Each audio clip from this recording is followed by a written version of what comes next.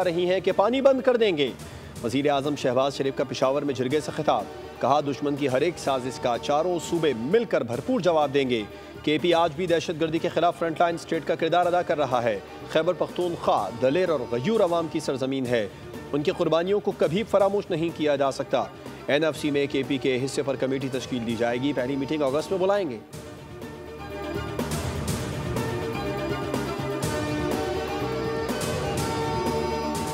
Malir jail से कैदियों के फरार होने के मामले पर IG जेल खाना जात को ओहदे से हटा दिया गया। DIG जेल और जेल सुपरिटेंडेंट को मुअत्तल कर दिया गया। मलीर जेल से फरार कैदी चोरी और मनशियात के मुजरिम थे। पुलिस भरपूर कार्रवाई करके मफरूर कैदियों को गिरफ्तार करेगी।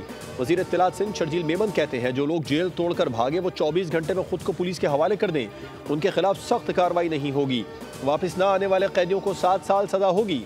इंक्वायरी के लिए 2 रुकनी कमेटी कायम कर दी गई है। कमिश्नर कराची और एडिशनल IG कराची इंक्वायरी करेंगे।